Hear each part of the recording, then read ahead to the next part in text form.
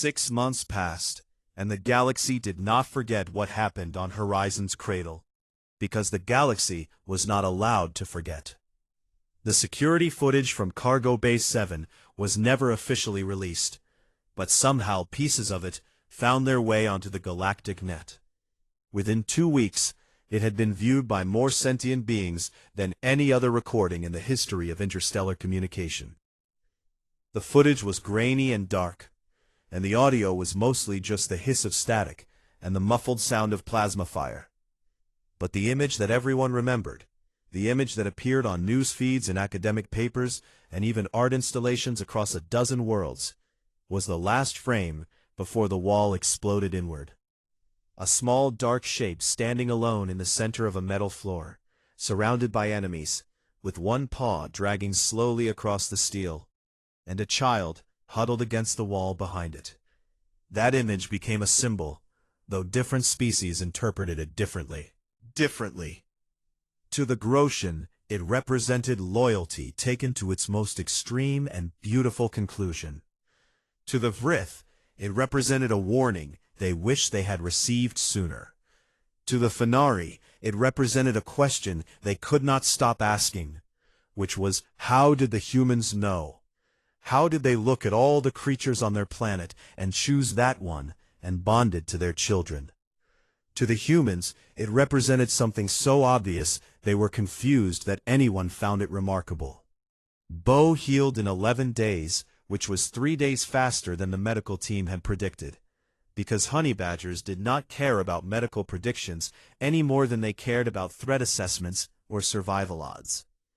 His body rebuilt itself with the help of Terran nanomedicine and his own absurd biology, and the burns faded into smooth, dark scars across his back and shoulder, and the gash on his leg closed into a thin white line, and his left eye, the one that had been damaged by plasma shrapnel, was replaced with a cybernetic implant.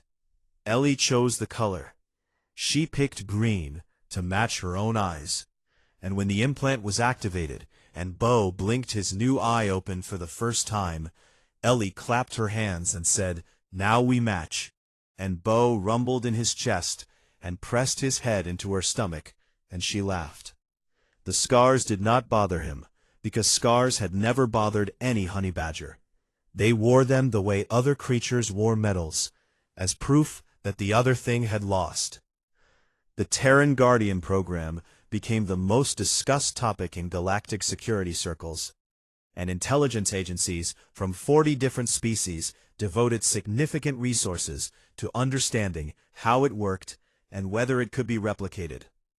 Several species tried. The Grotian attempted to bond their young with a large predator from their home world, a 6-legged pack hunter with powerful jaws and a protective instinct toward its own offspring.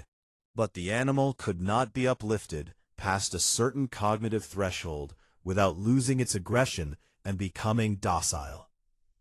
The Koreshi tried to engineer a synthetic organism with the same qualities, but every version either lacked the capacity for genuine bonding or lacked the irrational drive to fight against impossible odds, because the two qualities turned out to be deeply connected in ways the engineers did not understand.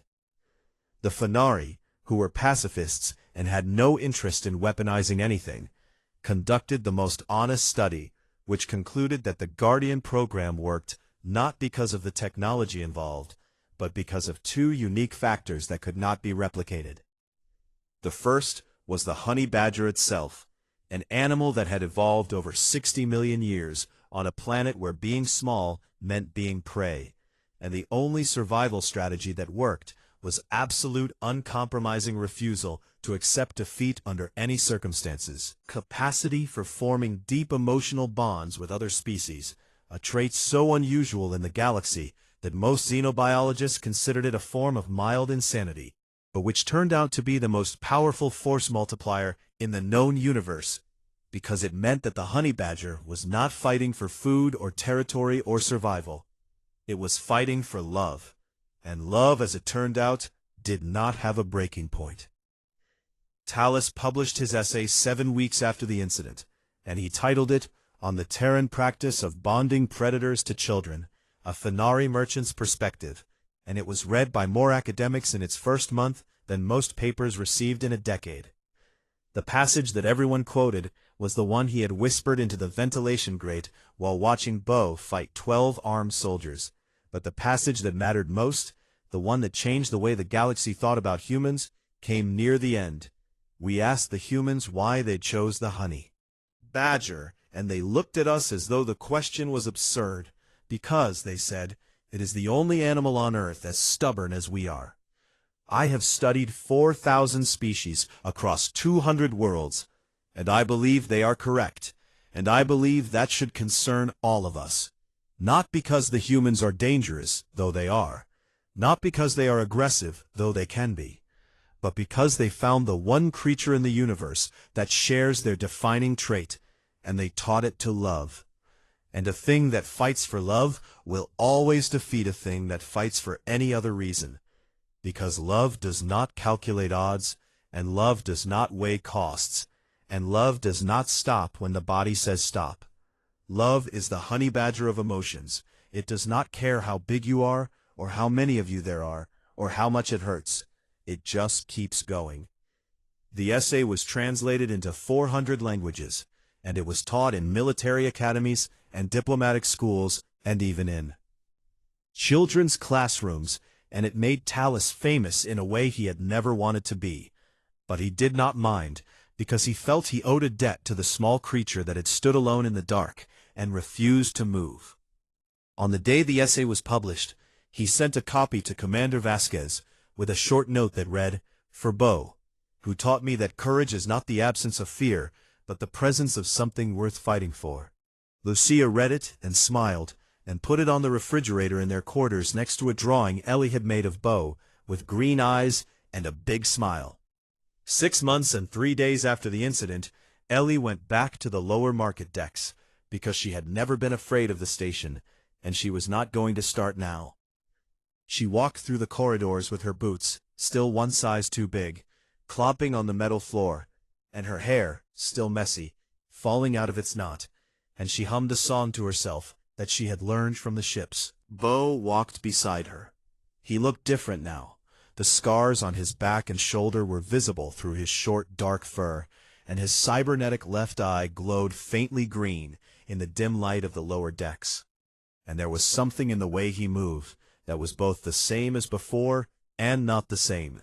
He was still relaxed and easy and close to Ellie's side, but there was a sharpness to him now, a readiness that had not been there 6 months ago, or maybe it had always been there, and people just had not known to look for it. The aliens in the market parted around them as they walked, not in fear exactly, but in recognition, the way you might step aside for something that had earned your respect, even if you did not fully understand it. A young Fenari girl, small for her age, with soft gray fur and 4 arms that she had not yet learned to coordinate properly, stood at the edge of a fruit stall and watched them approach with wide golden eyes. Talus's niece, and her name was Mira, and she was 5 years old, and she had heard her uncle's stories about the human child and her guardian so many times that she could recite them by heart. And she had decided that she very much wanted to meet them. Ellie saw her staring and stopped. "Hi," Ellie said. "Hi," Mira said. "Is that your honey badger? His name is Bo. Can I pet him?" Ellie looked down at Bo, and Bo looked up at her, and then he turned his head toward the small Fenari girl, and his nostrils flared once as he took in her scent, fruit and fur and the particular clean smell of a child who had just been bathed, and something in his posture softened in a way that was almost invisible unless you knew what to look for. He stepped forward and pressed his broad, flat head into Mira's small 4-fingered hand. Mira's eyes went so wide they seemed to take up half her face, and she made a sound of pure delight, and her 4 hands all reached for him. At once. And Bo stood there and let himself be touched by 8 small fingers, and he did not move, and he did not pull away. And his green cybernetic eye and his brown natural eye both half-closed in something that looked very much like contentment. "He likes you," Ellie said, and she smiled. Mira smiled back, and for a moment, two children from two different worlds stood together in a market on the edge of known space, and petted a honey badger, and everything was simple and good. Talus watched from the door of his shop with all four arms crossed, and his two hearts beating slow and steady, and his eyes wet in a way he would deny if anyone asked. He watched the two girls walk off together into the market, with Bo between them, his claws clicking softly on the deck plating, a sound so different from the scratching that Talus heard in his nightmares that it might as well have been music. The clicking faded as they turned a corner, and then the corridor was quiet. Talus stood there for a long time, listening to the silence, and he thought about what it meant.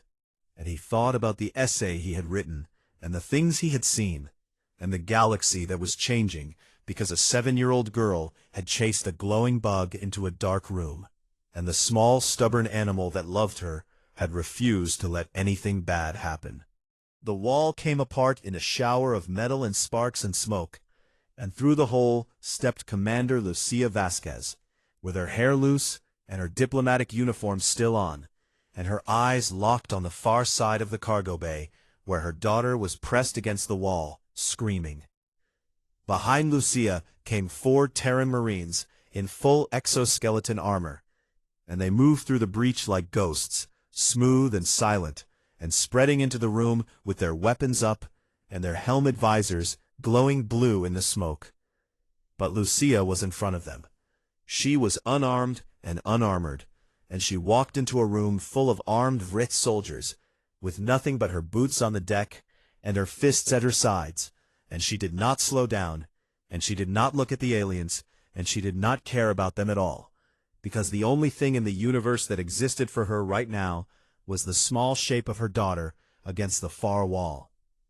Skethis saw her, and some part of his brain registered that this was just a human female walking without weapons into a combat zone, and that part of his brain told him she was not a threat. Another part of his brain, the old part, the part that had kept the Vrith alive for millions of years, looked at the way she walked, and the set of her jaw, and the flat, dead calm in her eyes, and that part of his brain said something very different. It said, "Run." He did not run, but one of his soldiers made a choice that would become the last significant decision of his military career. He raised his plasma rifle and pointed it at the walking woman. The Marine on the left flank saw the movement and began to rotate his weapon toward the Vrith, but before the barrel had moved 10 degrees, something else happened. Bo happened. He had been standing in the center of the room, swaying and bleeding and barely conscious, but the moment a weapon was raised toward Lucia, his body moved as if the last 20 minutes of combat had never occurred. He launched from the floor and crossed 4 meters in less than a second, and his jaws closed on the Vrith's weapon arm, and his claws hooked into the seams of its armor, and he twisted with every kilogram of muscle he had left, and the rifle clattered to the ground along with most of the arm that had been holding it. Even now, burned and cut and half-blind and running on nothing but whatever mad fire lived inside the honey badger brain, he would not allow a threat to exist near his family. The remaining Vrith dropped their weapons. It was not a coordinated decision. It was 5 individuals all arriving at the same conclusion at the same moment, which was that they were standing in a room with a creature that could not be killed, and humans who had blown through a station wall to reach it, and continuing to fight was not brave, but stupid. The Marines moved in and secured them with magnetic restraints, and not one of the Vrith resisted. Fight had gone out of them completely. Lucia reached Ellie. She knelt on the blood-slicked floor, and she pulled her daughter into her arms, and Ellie grabbed onto her mother with both hands and buried her face in her neck, and said, "Mama, Bo is hurt. Bo is hurt. Please help Bo," over and over, and Lucia held her and rocked her, and said, "I know, baby, I know. We are going to help him." She looked over Ellie's shoulder at Bo. He was standing 3 meters away, and he was looking at them, and his one good eye, the right one, green-brown and bright, was locked on Ellie's face, and his damaged eye was clouded and dark, and there were burns across his back and shoulder that had gone through the subdermal armor in places, and the gash on his leg had left a trail of blood across the floor, and he was shaking, not from fear, but from the simple mechanical failure of a body that had been pushed far past its limits. "Good boy, Bo," Lucia said, and her voice cracked for the first time since she had felt the biosympathetic link activate 20 minutes ago. "Good boy. You can stand down now." Bo took one step toward them, and then another, and then his legs folded, and he collapsed against Ellie and Lucia, and his body was hot and trembling, and his breathing was ragged, but his head found its way into Ellie's lap, the way it always did at bedtime, and Ellie put her hands on his face, and said, "I am here, Bo. I am here. You did so good." A medical drone from the Marine shuttle was on him in seconds, spraying sealant on the burns, and injecting cellular repair compounds, and stabilizing the damaged eye with a nanogel patch. And Bo let it work, because Ellie's hand was on his head, and that was all the permission the universe needed to touch him. Talus arrived at the cargo bay 4 minutes later, having finally found a relay node, and transmitted his emergency beacon, and then run all the way back down because he could not stay away. In the wall, and looked at the room. The Vrith soldiers in restraints, the Marines standing guard, the blood and scorch marks on the floor, the deep, bright scratches in the steel where something with very sharp claws had stood its ground. And he saw the human woman kneeling on the floor, holding her child, and the child holding the animal, and the animal lying still, at last. He did not go in, because it felt like a sacred space, and he was not part of it. The surviving Vrith were not turned over to station security. They were taken aboard the CSS Natal, and what happened to them there was never recorded in any official document.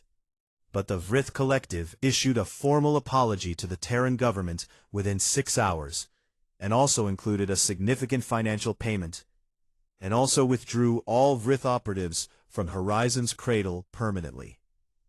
Nobody asked what the Natal's crew had said to them, and nobody needed to.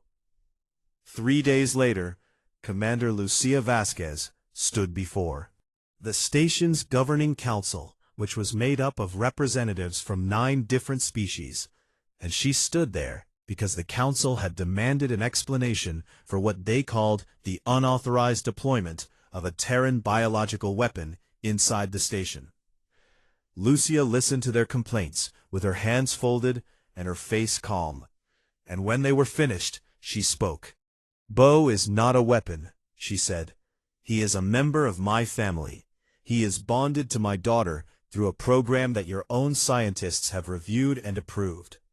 He would die for her, not because he was programmed to, but because he wants to. You may file your complaint with the Terran Diplomatic Corps, and I will make sure it reaches the appropriate department. In the meantime, I would recommend that no one on this station ever threaten a human child again." The council chamber was very quiet after that. The Groshan ambassador, who had been in the trade meeting when Lucia left, asked a question that no one else had thought to ask. "Commander, your guardian sustained serious injuries defending your child. What happens now? Will it be retired from service?" Lucia looked at him, and for the first time since the incident, a very small smile crossed her face. "Ambassador, you clearly do not know much about honey badgers. Bo will be healed within 2 weeks, and he will be back at Ellie's side, and if you put him in the same situation tomorrow, he would do exactly the same thing, not because we trained him to, but because that is what honey badgers do. They do not stop. They have never stopped. 60 million years of evolution on a planet that tried very hard to kill them, and they simply refused." Talus was watching the broadcast from his shop, and he noticed something that made the fur on the back of his neck stand up. Every human on the station, the traders in the market, the mechanics in the docking bays, the cooks in the cafeteria, the diplomats in their offices, had gone still. Not angry, and not aggressive, and not threatening, just still, the way Bo had been still in the cargo bay before the violence started. Perfectly calm, and perfectly quiet, and perfectly ready. And Talus realized something he would later write about in his essay, something that changed the way he understood humans forever. The humans did not teach that stillness to the honey badger. The honey badger taught it to the humans. Or maybe they had always shared it. Maybe that was why they found each other on that wild, deadly planet. Two species that looked at a world full of things that could kill them, and decided not to run, decided to go still and quiet and patient, and then explode into action at the exact right moment.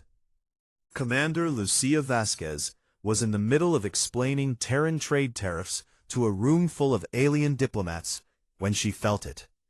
It was not a sound, and it was not a thought, and it was not anything she could have described to someone who had not been through the Guardian bonding program. It was a feeling, deep in the base of her skull, like a wire being pulled tight inside her brain. The biosympathetic link between a guardian and the parent of a bonded child was not telepathy. The scientists who designed it were very clear about that. It was more like a weather report for the soul of the animal that protected your child. She could not feel Bo's thoughts, and she could not see through his eyes, but she could feel his state, calm, or alert, or playful, or sleeping, and right now, his state was something she had never felt before in 7 years. Combat active. The wire in her skull was vibrating like a plucked guitar string, and it was singing a frequency that meant her daughter's guardian had identified a lethal threat, and had engaged it, and was currently in the process of killing things to keep Ellie alive. Lucia stopped talking mid-sentence. The Grotian ambassador, a massive gray-skinned being with a voice like a rock slide, asked if she was feeling unwell.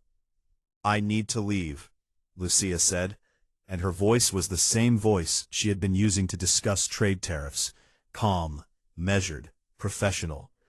But something in her eyes had changed, and every alien in the room felt it, even if they could not name it. It was a look of a human who had just become dangerous. She walked out of the conference room, and the moment the door closed behind her, she broke into a run, and pulled her comm unit from her belt, and sent a 2-word message to the CSS Natal in orbit above the station. Guardian active. On the Natal, the message hit the bridge like a bomb. Captain Omar Rise read it once, and did not need to read it again. Because every human in the Terran fleet knew what those 2 words meant, and every human in the Terran fleet had the same response to them, which was immediate and total and without hesitation. "Launch the rapid response team," he said. "Full combat load, boarding configuration. I want them on that station in 4 minutes." His first officer, a woman named Chen, who had 2 children of her own, both Guardian bonded, was already transmitting the launch order before he finished speaking.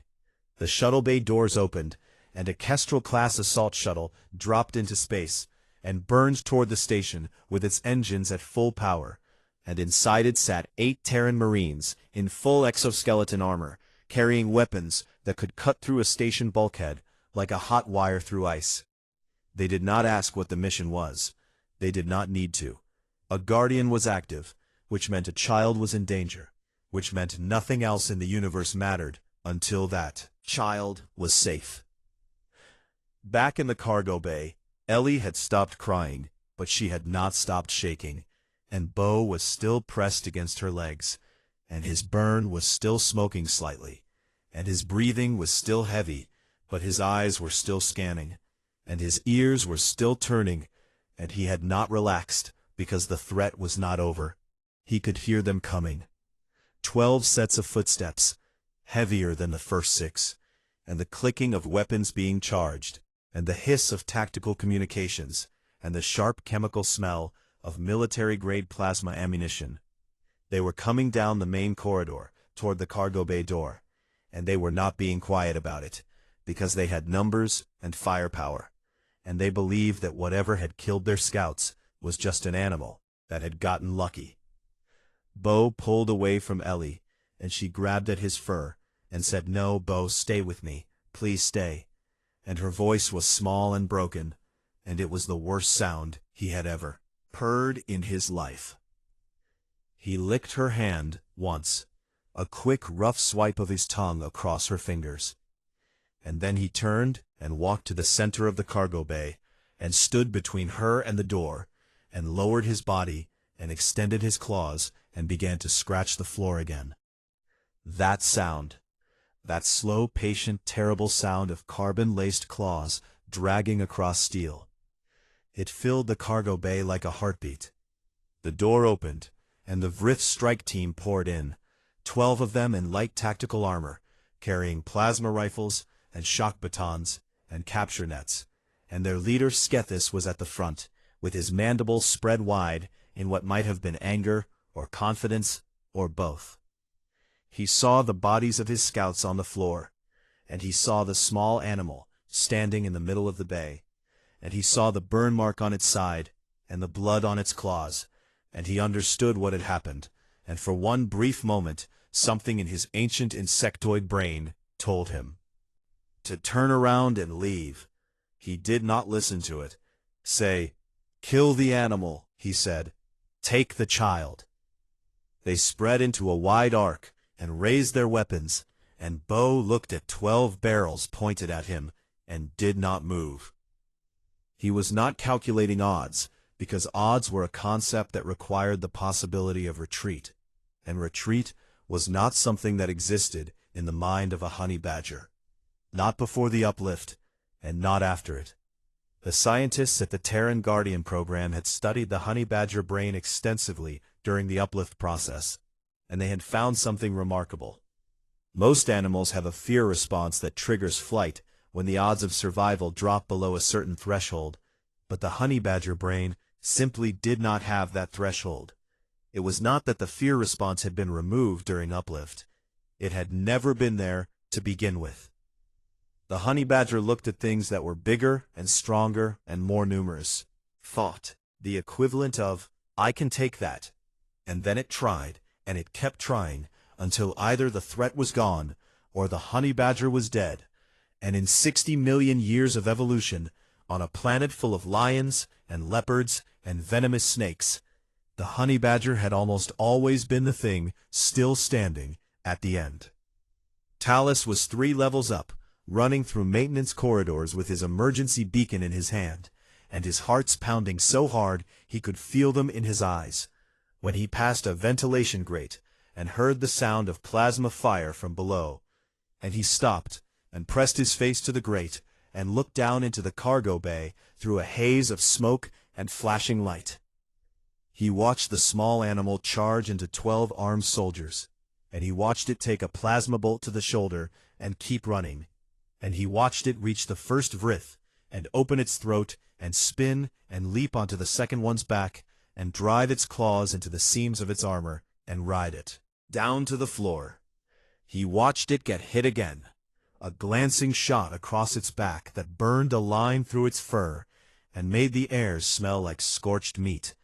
And he watched it not stop and not slow and not make a single sound of pain as it tore into the third and the fourth and the fifth.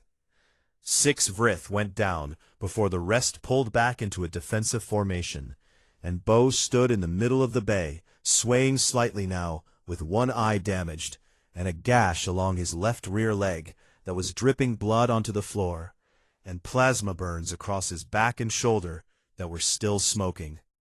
He was hurt badly, and anyone could see it. But he was standing, and he was between them and Ellie, and his one good eye was locked on Skethis with a look that said nothing, because it did not need to say anything, because the message was written in the bodies on the floor. The remaining Vrith did not advance. They stood in their formation with their weapons raised, and they looked at this small, broken, bleeding animal that refused to fall. And for the first time in their careers as slavers and killers, they did not know what to do. Because every creature they had ever hunted had a breaking point, a moment where the pain and the fear became too much, and the fight went out of them. And this thing did not have one. Bo began to scratch the floor again. Slow and deliberate, with his one working front paw, dragging across the steel, leaving a fresh, bright line next to all the others. Talus pressed his face against the grate, and whispered words that would later become the opening line of the most widely read essay in galactic academic history. Every species in the galaxy bonds with weapons or drones or artificial intelligence, but the humans bonded with an animal. Not the biggest, and not the fastest, and not the smartest. They chose the one that does not stop. They chose the one that looks at something 10 times its size and thinks, I can take that, and then they made it love a child. That is the most human thing I have ever heard, and the most terrifying. Below him, Ellie was crying again, and calling Bo's name, and begging him to come back to her. And Bo heard her voice, and for the first time he made a sound. A small broken whimper that had nothing to do with his wounds, and everything to do with the fact that his child was afraid, and he could not go to her, because if he moved away from the center of the room, they would reach her. The Vrith operative reached for Ellie's arm, and in the same heartbeat, Bo launched from the floor like something fired from a cannon, and the cargo bay, which had been so quiet a moment ago, became a place of screaming. It was not Bo who screamed. Bo made no sound at all as he hit the first Vrith in the chest, and his claws punched through the exoskeleton like it was made of wet paper, and the alien went down with a gurgling shriek, and Bo was already off him and moving toward the second one before the first had even finished falling. Talus, the Fenari merchant, was not supposed to be watching the cargo bay security feeds because, technically, those feeds were supposed to be offline. But Talus was a curious soul who had long ago figured out that the decommissioned cameras still worked if you knew which junction box to tap into. And he often watched them late at night, when business was slow, because the lower decks were full of interesting things. Tonight, he saw something that would never leave his memory for as long as he lived. He saw the small round animal he had dismissed as a pet turn into the most efficient killing machine he had ever witnessed. And Talus had lived on a frontier station for 30 years and had seen plenty of violence. The creature did not fight the way predators usually fought. There was no posturing and no threat display and no wasted movement of any kind. It simply moved from one target to the next with a mechanical precision that made Talus feel cold in all 4 of his arms. It went for the joints. Every strike was aimed at the places where the Vrith exoskeleton was weakest: the neck seams, the leg joints, the soft tissue under the arms, and the claws opened those places up with a sound like someone tearing thick fabric. The second Vrith went down screaming and clutching at its throat. The third tried to kick Bo away, and Bo grabbed the leg with his jaws and twisted, and the joint bent in a bolt. Direction it was never meant to bend, and the Vrith collapsed. The fourth, this one was faster and smarter than the others, pulled a plasma sidearm and fired, and the bolt hit Bo square across his left flank, and the smell of burned fur and scorched armor filled the cargo bay, and Ellie screamed Bo's name with a voice that cracked the air like glass. Bo did not stop. He did not stagger, and he did not slow down, and he did not make any indication that he had even felt the shot. And he closed the distance to the shooter in 2 strides, and went low, and his claws opened the Vrith from hip to chest, and the plasma pistol clattered to the floor beside its owner. 4 down in 11 seconds. The remaining 2 Vrith did something that every species in the galaxy understood on an instinctive level. They ran. They turned and fled through a side maintenance hatch, and their footsteps echoed and faded, and then the cargo bay was quiet again, except for the moaning of the Vrith, wounded, and the soft, wet sound of Ellie crying. Bo stood in the middle of the carnage, and he was breathing hard, and there was a long, blackened burn across his flank, where the plasma bolt had scored his subdermal armor, and his fur was matted with alien blood that smelled like copper and acid.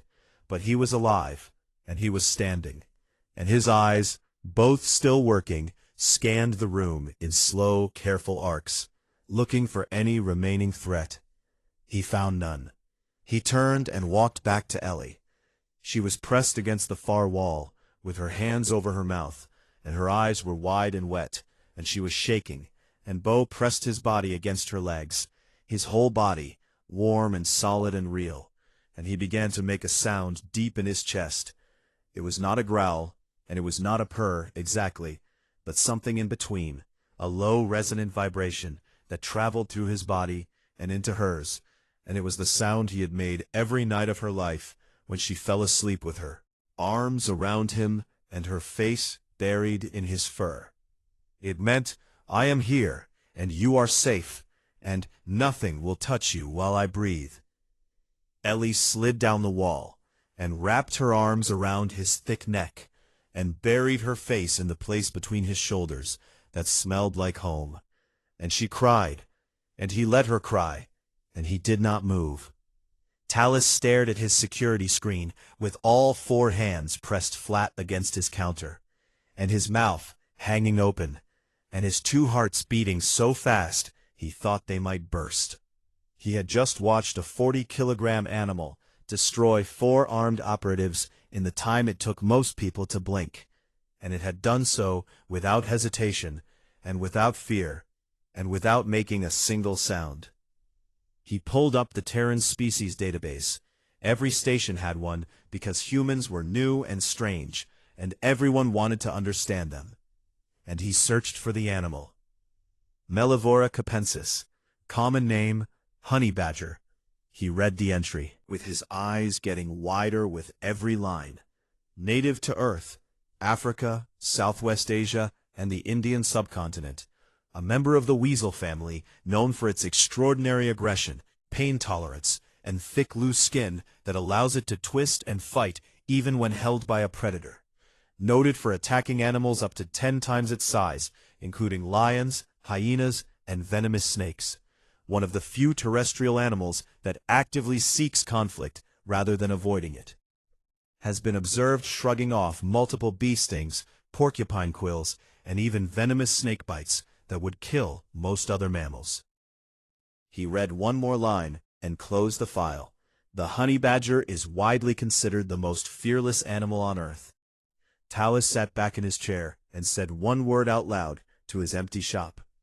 Why would they make it smarter? He looked back at the screen and watched the child hold the animal and the animal hold the child, and he thought that maybe he understood humans a little less than he had believed, and that maybe that was a very dangerous gap in his knowledge. Then he saw something on another camera feed that made his blood run cold. The 2 Vrith who had fled were not running toward the exit. They were running toward the deep storage section of the lower deck, where Talus knew, because Talus knew everything that happened on the lower decks, a Vrith strike team kept a forward operating base. He counted the shapes on the thermal overlay. 12 more Vrith, armed with military-grade hardware, were already moving toward the cargo bay. And then his comm unit flickered and died, and the security feeds scrambled into static one by one, and Talus understood that someone had activated a localized communications jammer, which meant he could not call station security, and he could not warn the humans on the upper decks, and he could not do anything at all except sit in his shop and watch the static, and know that the small girl and her brave small guardian were about to face something that no amount of courage could survive. He stood up from his chair, and he thought about what to do, and for a moment he almost sat back down because Talus was not a fighter, and Fenari were pacifists by nature and culture and biology. But he kept seeing the child's face pressed into the animal's fur, and the animal's body pressed against the child's legs. And something in him, something older than culture and deeper than biology, refused to let him sit. He grabbed his emergency beacon, a short-range pulse device that could cut through most jamming if he got close enough to a relay node, and he ran out of his shop toward the upper decks. The station called Horizon's Cradle hung at the edge of known space, like a steel flower blooming in the dark. And inside its corridors walked creatures from 100 different worlds who would come to trade and talk and sometimes steal. Ellie Vasquez was 7 years old, and she was not supposed to be on the lower market deck. But she was there anyway, because the upper decks were boring, and her mother was busy talking to aliens about things that made no sense to a child, who would rather chase glowing bugs through metal hallways. She had brown skin and messy black hair tied in a knot that was already falling apart, and she wore boots that were one size too big because her mother said she would grow into them. And she walked with the confidence of someone who had never once in her short life been given a reason to fear anything. Behind her walked Bo. Bo was not a dog, and he was not a cat, and he was not any of the soft, cuddly things that alien species imagined when they heard the word pet. Bo was a honey badger, and he stood as tall as Ellie's waist and weighed about 40 kilograms.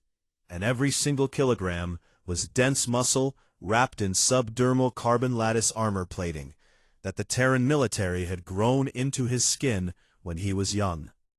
His claws could score starship hull plating, and his jaw could crack bones that most species considered unbreakable. And his mind had been expanded through genetic uplift until he was smarter than many of the aliens walking past him in the corridor. But he chose not to speak, because he had never found a situation where words were more useful than teeth. The Terran Guardian program had bonded him to Ellie on the day she was born, and from that moment he had never been more than 30 meters from her, and he had no intention of ever changing that. To Ellie, he was her best friend and her pillow and her partner in every small crime she committed on every station and ship they visited together. Fed him stolen fruit from a market stall run by a tall, feathered creature who did not notice the small human hand reaching up over the counter. And she laughed when Bo crunched the fruit in one bite, and juice ran down his chin, and she wiped it off with her sleeve. "You are so messy, Bo," she said, and Bo rumbled low in his chest, which was his way of saying he did not care about being messy. A four-armed Fenari merchant named Talus watched them pass his shop, and he smiled, because children were children on every world, and the sight of a small girl talking to her animal companion was charming, no matter the species. He did not know what a honey badger was, and he did not bother to look it up, because it seemed small and round and harmless. Others watched too. In the shadows between two decommissioned cargo lifts stood a Vrith scout, tall and thin, with a hard exoskeleton, the color of burnt copper, and multifaceted eyes that reflected the market lights like shattered mirrors. The Vrith Collective operated on the fringes of station law, and they dealt in things that decent species did not speak about. And the thing they dealt in most was living cargo. Humans were new to the galaxy, and humans were rare, and humans were valuable on the dark markets because they were adaptive and resilient and could survive in environments that killed most other species within days. A human child was worth more than a freighter full of rare minerals. The scout watched Ellie skip through the market, with the small animal trotting behind her, and he activated his comlink to the team leader, a veteran named Skeffis, who had taken and sold dozens of sentient beings across a dozen systems. "I have a target," the scout said. "Human juvenile, female, alone except for a small terrestrial animal." "Threat assessment on the animal," Skeffis replied. The scout ran a passive scan, and the results came back simple. No energy weapons detected, no shield generators, no cybernetic combat systems that the scanner could identify. Just a biological organism, roughly 40 kilograms, with an elevated metabolism and dense musculature. "Minimal threat," the scout reported. "Small mammal, likely a comfort animal." Skeffis made a sound like dry leaves rubbing together, which was the Vrith equivalent of a laugh. "Take her in Cargo Bay 7. It is decommissioned and the security feeds are down. Use 6 operatives and make it quick and quiet. The scout clicked his mandibles in agreement, and slipped deeper into the shadows to gather his team. Ellie had no idea any of this was happening, because she had just spotted the most wonderful thing she had ever seen. A bioluminescent insect the size of her fist, glowing blue and green as it floated through an open doorway into a dark corridor. "Bo, look at that," she whispered, and she chased after it, because she was 7, and glowing bugs were more interesting than anything else. In the universe, Bo followed, because Bo always followed. The corridor led into a wide, open cargo bay that had been stripped of its containers and left empty, and the only light came from the faint emergency strips along the floor and the glow of the insect as it drifted higher and higher until it disappeared into the darkness above. "Ah, it went away," Ellie said, and she turned to go back. The door behind her closed with a heavy mechanical thud. 6 shapes stepped out of the darkness around her, tall and angular, and clicking softly as their exoskeletons shifted and their multifaceted eyes caught the dim light. They formed a circle. Ellie looked up at them and she felt confused because she did not understand what was happening, and she had not yet learned to be afraid of strangers, because her mother had always told her that the galaxy was full of interesting people. "Hello," she said. "Did you see the glowing bug?"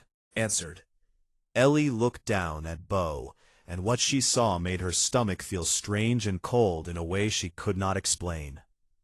Bo had stopped walking. He was completely still, more still than she had ever seen him, and his body was low to the ground, and his eyes were open and fixed on the Vrith directly in front of them. And they did not blink, and they did not move, and they looked like 2 black stones set in his skull. His claws were out. She had seen his claws before, but never like this. Fully extended, curved, gleaming faintly in the emergency light. And one paw was moving, just one, dragging slowly across the metal floor with a sound that made Ellie's teeth hurt. Scree! A long, slow scratch that left a bright silver line in the dark steel. Scree! Another scratch, patient, deliberate, almost rhythmic. He was not growling, and he was not snarling, and he was not making any of the sounds that animals make when they are frightened or angry, and somehow that was worse. Somehow the silence and the scratching were worse than any roar could ever be. "Bo," Ellie whispered, and she reached down to touch his head. "Are you okay?" He did not respond. In 7 years of life, he had never once failed to respond when she spoke to him, and the fact that he did not respond now was the thing that finally made her afraid. Not the aliens, and not the darkness, but the silence of the one creature in the universe she trusted most. The scratching continued, slow and steady and patient as death itself. The Vrith looked at each other, and for just a moment one of them hesitated, because something about that sound was wrong. Something old and deep in its survival instincts was trying to tell it that the small animal on the floor was not prey, and was not a pet, and was not a comfort animal.